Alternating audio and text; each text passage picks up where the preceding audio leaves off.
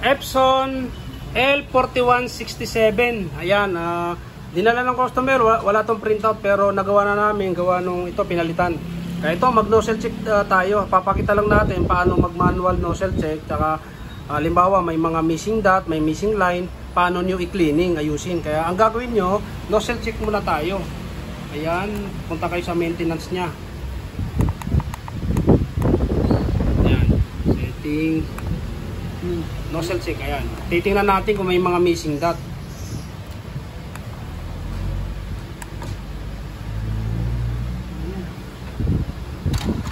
Ayan, pagka ganyan, makikita nyo, may line, may missing dun sa, may mga dot, ika-cleaning nyo. Kaya tunuturo lang natin paano mag-cleaning dito. Kasi yung iba alam ko, alam naman to, pero para to sa hindi niya alam. Ayan mga kadijar, halimbawa ganyan, may missing dot dyan, paano nyo i-cleaning para mawala yan. Kaya gagawin naman nyo, ito, cleaning kayo. Halimbawa sa menu. Halimbawa sa menu kayo, ayan, maintenance kayo. Ayan, tapos ibababa nyo yung sa ano, heat cleaning. Ayan, heat cleaning. Ayan, start.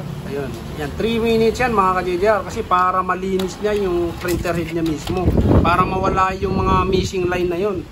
Kaya ayan o, ganun lang paano mag-cleaning at nozzle check, diba? Ayan o, baka may ganito kayo, L4167. Mayroon tong mga ano yung L4150, L4160. Ayan, may mga ganito rin itsura no, kasi ito pula.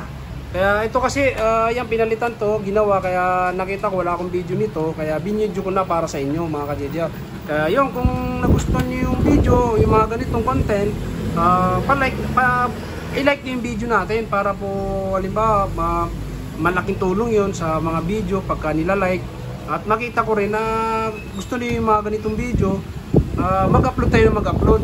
Yan. Kaya yun, kung gusto niyo naman magpagawa, malapit kayo dito sa amin. Dito lang po kami sa Salitran 2, Dasmariñas. Free check-up po tayo mga ka-JJR. Kaya yun, maraming salamat. Hindi na natin antay yung video kasi cleaning kasi matagal haba masyado yung video natin.